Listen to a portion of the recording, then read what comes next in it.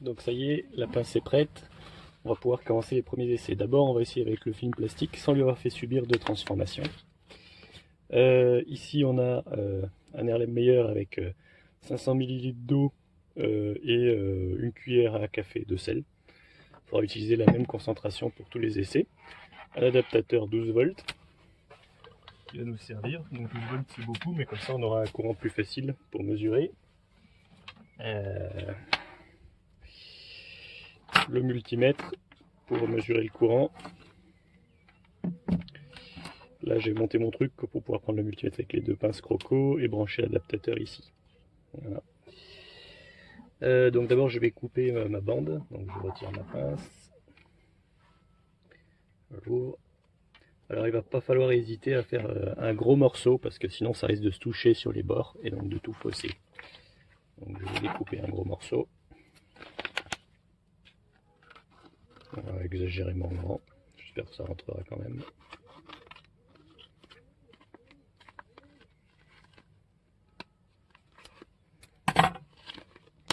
Donc là il s'agit d'un essai témoin. On s'attend à ce qu'il n'y ait rien qui passe en termes de courant.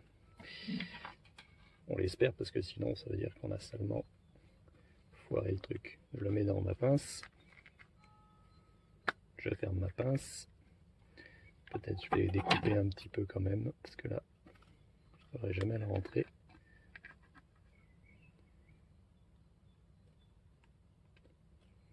Autour comme ça.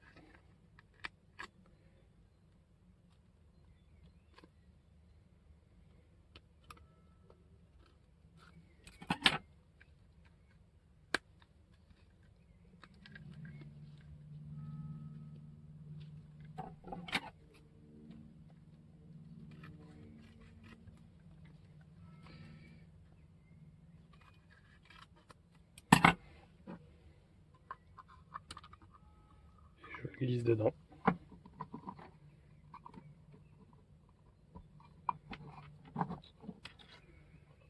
Voilà, faut un peu forcer mais on y arrive. Voilà. Déjà, un petit test intéressant, ça peut être vérifier qu'il n'y a pas de... que bah, c'est pas relié directement quoi. Donc je vais utiliser le petit truc là qui fait bim bip. Je vais relier les deux pinces croco comme s'il y avait un ampèremètre. Et je vais vérifier sur mes deux bornes ici. Voilà, il ne se passe rien. Donc a priori, la membrane sépare bien les deux électrodes. Ok. Maintenant, il va s'agir de verser de l'eau dans le réservoir. Il n'y a pas beaucoup d'endroits pour le faire. J'aurais dû prévoir un bec verseur ou quelque chose comme ça.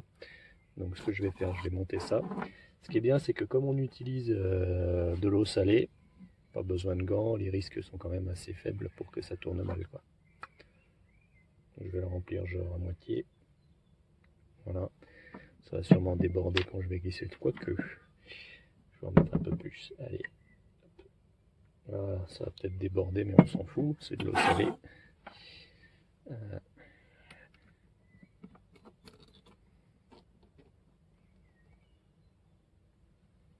Bon, ça déborde pas. On est même 1 cm en dessous. On va en mettre un peu plus. Pas de souci. Voilà. On recommence.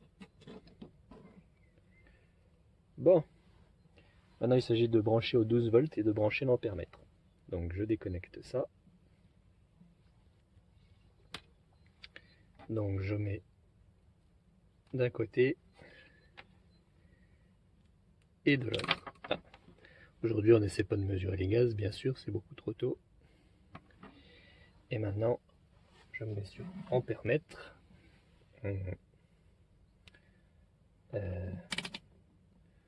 20 milli pour commencer. Et je branche. Ah putain, ça s'est pété. Bon, alors je le tiens avec la main. Oula. Le courant est très important.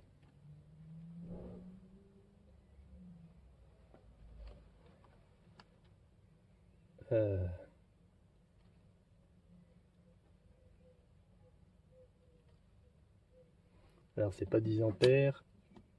Voilà. Donc là on est à 32 mA avec 12 volts. Donc de base, on arrive à 32 mA. Voilà. Il va falloir que je refasse une soudure ici, ça s'est cassé. Donc 32 mA à retenir pour le base. Maintenant, ce que je vais faire, c'est que je vais couper d'autres membranes et je vais les mettre à bouillir ou dans une cocotte minute. Voilà, donc je vais me servir d'une cocotte minute dans laquelle je mets une passoire.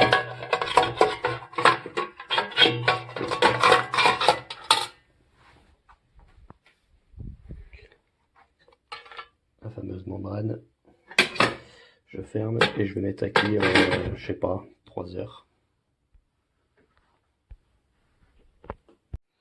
Je vous propose d'en parler une autre expérience. Je vais le scotcher, comme ça. Et je vais le remplir avec du sel fin que je vais d'abord piler avec un verre en l'écrabouillant pour qu'il soit super fin. Et ensuite je vais le presser dans un serre-joint pour voir si ça ne va pas le rendre poreux. C'est un peu la manière d'imiter une méthode dans une revue scientifique où ils font ça mais avec une poudre spéciale, etc. Voilà ce que ça donne. Donc je l'ai plié en deux et j'ai scotché sur les côtés. Ça fait une espèce de petit poche. Voilà, donc je mets du sel dans une assiette et j'utilise un verre pour l'écrabouiller. Je l'ai bien broyé très fin avec mon verre, il ne me reste plus qu'à le mettre dans la pochette. Maintenant je vais essayer de le répartir comme ça en appuyant dessus et puis je scotcherai le haut en espérant que ça ne bougera plus. C'est plus intéressant de scotcher le dessus avant pour répartir. Le problème c'est que quand je vais mettre dans le serre-joint, ça va descendre. Donc ce que je vais faire, je vais mettre comme ça. Je vais un peu le presser avant de le mettre pour que ça se répartisse. Ensuite je le mettrai dans l'autre sens pour le represser une deuxième fois. On est prêt pour le serrage. J'ai peur de serrer trop fort et de faire des catastrophes. Alors j'ai l'impression que sur les côtés ça serre moins quand même.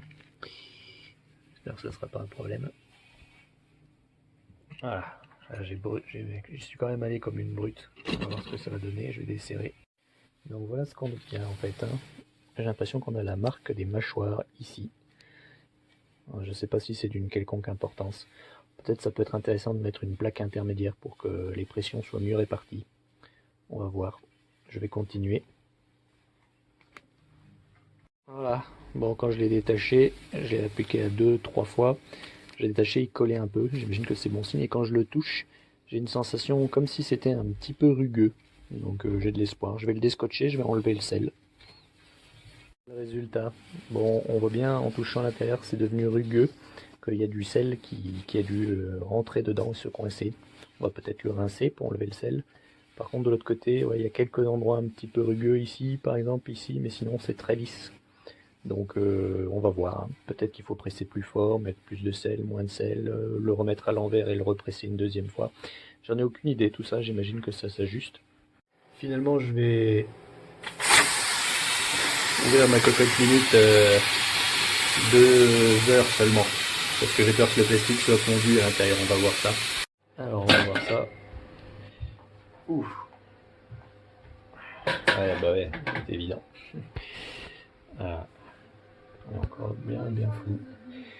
Voilà, donc ça n'a pas l'air moisi ni rien, c'est un petit peu translucide et ça a l'air plat, je ne sais pas si c'est collé. De toute façon je me brûle, je vais attendre que ça refroidisse. Bon, la texture de celle qui était dans la cocotte minute a un peu changé, on voit là. J'espère que c'est pas du calcaire qui s'est déposé et qui bouge trop, mais bon, on va voir. Donc on reprend notre petit procédé.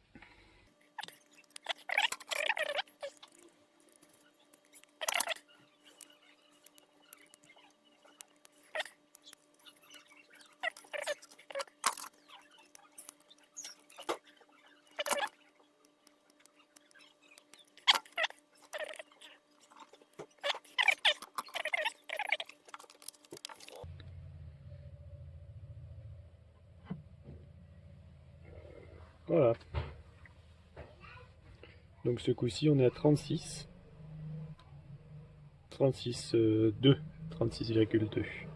36,2, 36,3. Bon, ça varie un peu. Là, ça monte. 37, 37,1, 37,2, 37,3, 37.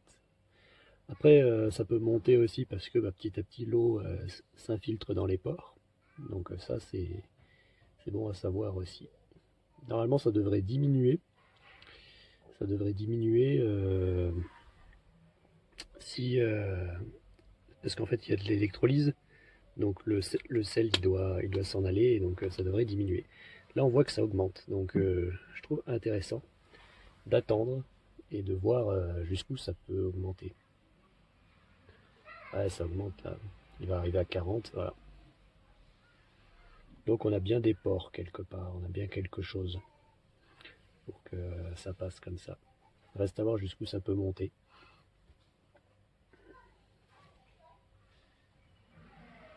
J'ai l'impression que ça redescend maintenant. Ah non, ça remonte. Donc on arrive quand même à 40. Et on a quelque chose qui n'est pas encore tout à fait stabilisé avec des aléas. Donc à voir, à voir. Maintenant je vous propose de voir celle qui a été pressée avec du sel dans le serre-joint.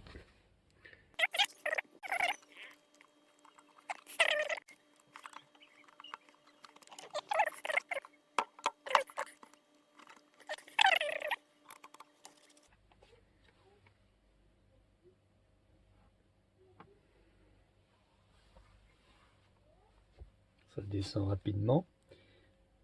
On avait une première à 100, là on est à 60, on descend à 50, 52. Donc a priori, celle qui est faite avec du sel est plus conductrice que celle qui a été vieillie à la vapeur. Alors avant de passer à la suite, moi je suis quand même tenté d'essayer de leur faire subir une deuxième fois le traitement pour voir si ça améliore la performance. Bon, la membrane faite par compression de sel, je l'ai refaite une deuxième fois en changeant de direction. Ce coup-ci je l'ai pliée comme ça au lieu de la plier comme ça. Je vais la tester maintenant. Je renouvelle ma solution de sel parce qu'à force avec, l'électrolyse il doit y avoir moins de minéraux. Il faut qu'on ait quand même à peu près la même une constance si on veut avoir des valeurs à peu près cohérentes quoi. Voilà. Pareil là les bords, ça coïncide quand même. Je me demande si la disposition du plastique change pas un peu les résultats, j'espère que non. Ou en tout cas si ça change de façon négligeable par rapport aux effets des autres trucs. Parce que sinon ça risque de vraiment pas être drôle.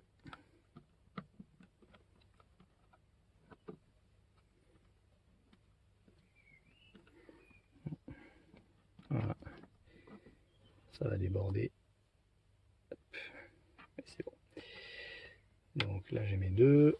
Ça, j'ai plus qu'à brancher mon adaptateur. Je mets ça sur ampèremètre, 200 milli. J'ai pas de courant, je branche l'adaptateur. Qu'est-ce qu'on va avoir ce coup-ci?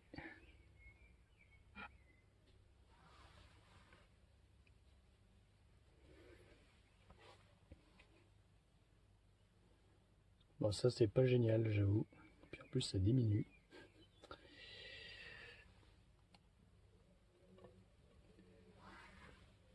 Quand j'appuie dessus, ça change.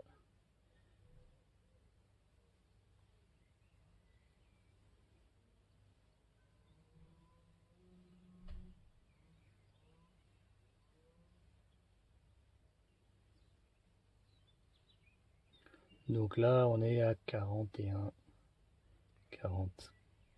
Ce qui est une très mauvaise nouvelle en fait. Parce que si ça augmente pas la conductivité en le pressant une deuxième fois, ça veut dire que l'effet du pressage est peut-être négligeable en réalité. Et que c'est juste ma mesure qui donne des résultats à la con aléatoires. C'est une très mauvaise surprise. Ah, je vois des bulles qui remontent sur les côtés. Ouais.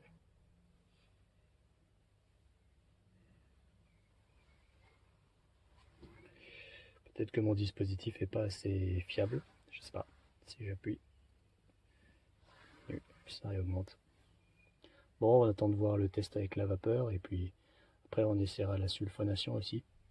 Peut-être que je pourrais faire un test aussi pour mesurer la porosité en le remplissant avec de l'eau et en regardant si elle se vide lentement. Et que j'avais rechangé la solution saline, donc là je refais une mesure mais avec celle de base, la membrane de base, celle où je lui ai fait subir aucun traitement pour comparer. Donc là ouais, on est à 38-37. C'est un peu moins. mais pas énormément moins.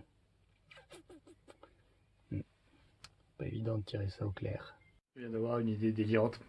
Plutôt que de mettre des membranes, bon je continue les expériences avec les membranes, mais je me dis, je pourrais peut-être utiliser un morceau d'éponge coupé et compressé. Et là je suis sûr qu'il y a de la porosité. À voir. Voilà, c'est si je puis dire le petit moment de vérité. J'ai découpé un morceau d'éponge. Je vais le mettre dans ma pince. Voilà. Je vais découper ce qu'il y a là autour un peu. Bon, au cutter. C'est pas facile, hein. Bon, tant pis, ça se comprimera. Voilà, bien. Les deux côtés. C'est important. Voilà. Quand je vais le pincer, là, il va falloir qu'il rentre dans le trou. Ça va le maintenir plaqué de toute façon, avec les rainures.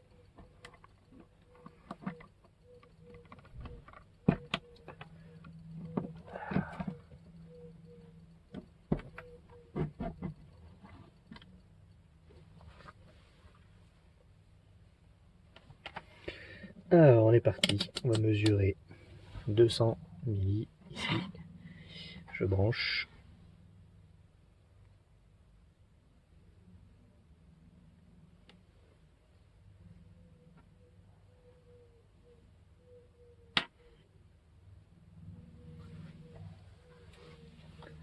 Alors, ça monte pour le moment.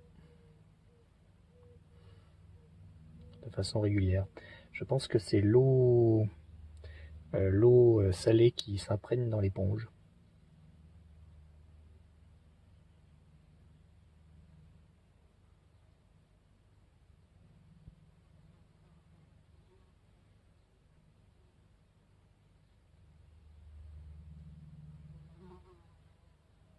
Je dirais que ça commence à se stabiliser.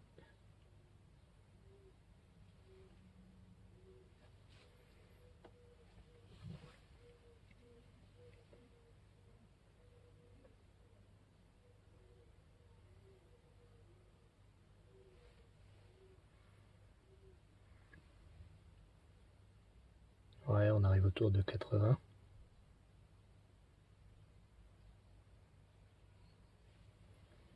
Si je touche l'éponge, elle est encore sèche en haut. Donc on n'a pas encore atteint son potentiel maximum. Bon, en tout cas, l'éponge donne des résultats très intéressants. Ça me semble beaucoup plus facile d'acheter de la grosse éponge et d'en découper des petites tranches pour faire un matériau poreux, plutôt que de prendre un film plastique et d'essayer de le rendre poreux, soit en le comprimant avec du sel, ce qu'on avait fait là, et le résultat est mitigé, soit en faisant bouillir. Maintenant je vais tester celui qui bout. Là on a la membrane qui est passée une deuxième fois dans la cocotte minute, elle commence à être blanche. Et ça je pense que c'est très bon signe parce qu'il parle justement d'un changement de couleur dans les publications où le plastique devient blanc. Donc je vais le mettre dans la pince et je vais le tester. Je le place là.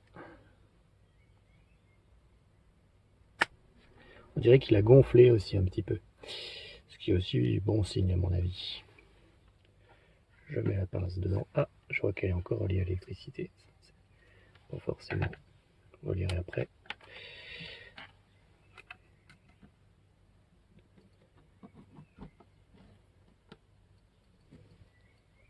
Ah, évidemment l'éponge a pris un peu de sel. On va en rajouter. Voilà, ça va déborder.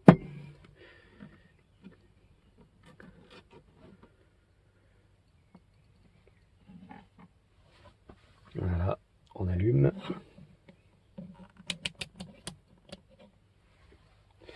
Et on va brancher le jus maintenant.